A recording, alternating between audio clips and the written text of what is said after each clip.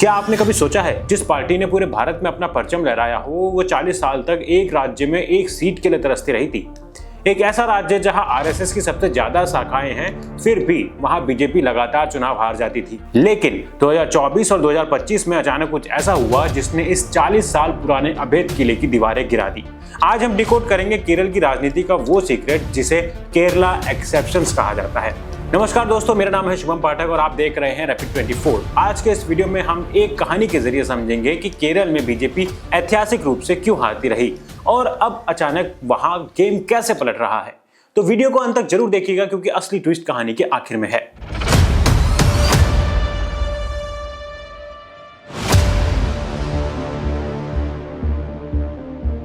कहानी की शुरुआत होती है एक सिंपल से गणित से।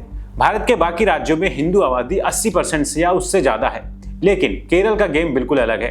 2011 की जनगणना के अनुसार केरल में लगभग 54.7% हिंदू, 26.5% मुस्लिम और 18.3% ईसाई आबादी है।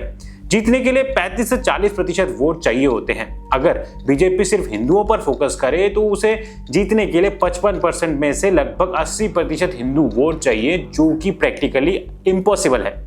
क्यों? क्योंकि वहां का हिंदू समाज जातियों में बटा था। इजावा और दलित समाज हमेशा से कम्युनिस्ट के पक्के वोटर रहे हैं। वहीं जब भी बीजेपी किसी सीट पर मजबूत दिखती थी तो मुस्लिम और ईसाई वोटर एकजुट होकर टैक्टिकल वोटिंग करते थे ताकि बीजेपी को किसी भी तरीके से हराया जा सके। ये एक ऐसा चक्रव्यूह था जिसे तोड़ना नामुमकिन लग रहा था। दशकों से केरल की राजनीति सिर्फ दो गठबंधनों, सीपीएम के नेतृत्व वाले एलडीएफ और कांग्रेस के नेतृत्व वाले यूडीएफ के बीच फंसी थी।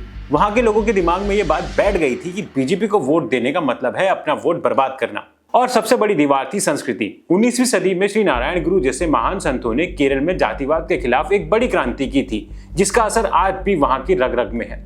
और साथ ही केरल में गौमांस खाना बहुत आम बात है, जिसे कई हिंदू भी अपनी डाइट का हिस्सा मानते हैं। जब बीजेपी ने राष्ट्रीय स्तर पर बीफ का विरोध किया तो केरल के लोगों को लगा कि कोई बाहरी संस्कृति उन पर थोपी जा रही है। यहां तक सब बीजेपी के खिलाफ था, लेकिन राजनीति में कोई भी हार हमेशा के लिए नहीं होती है। फिर आता है कहानी में सबसे बड़ा ट्विस्ट। 45 साल तक संघर्ष करने के बाद 2024 के लोकसभा चुनावों में बीजेपी ने अपना दांव बदला। उन्होंने कट्टर हिंदुत्व की जगह एक ऐसा चेहरा उतारा जिसे हर कोई प्यार करता था। त्रिशूर से उन्होंने मलयालम सिनेमा के सुपरस्टार सुरेश गोपी को मैदान में उतारा और नतीजा, सुरेश गोपी ने 74,000 से ज्यादा वोटों के बम्पर अंतर से जीत दर्ज की और केरल से बीजेपी के इतिहास के पहले सांसद बन गए। सिर्फ एक सीट ही नहीं बल्कि पूरे राज्य में बीजेपी का वोट शेयर भी बढ़कर करीब 20% हो गया।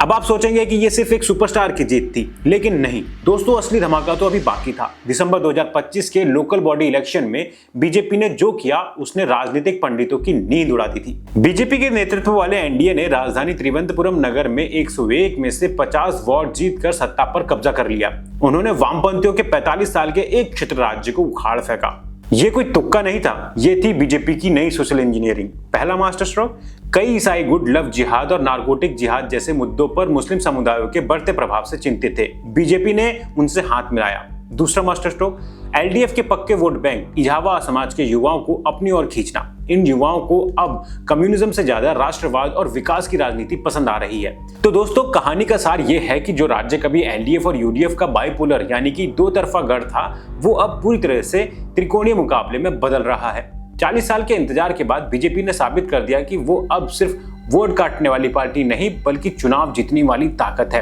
क्या 2026 के विधानसभा चुनाव में बीजेपी केरल में अपना मुख्यमंत्री बना पाएगी या लेफ्ट और कांग्रेस वापसी करेंगे? आपकी क्या राय है? अपनी राय कमेंट सेक्शन में बताएं और अगर आपको वीडियो पसंद आया हो तो लाइक शेयर सब्सक्राइब जरूर करें। मिलते हैं अगली वीडियो में। जय हिंद।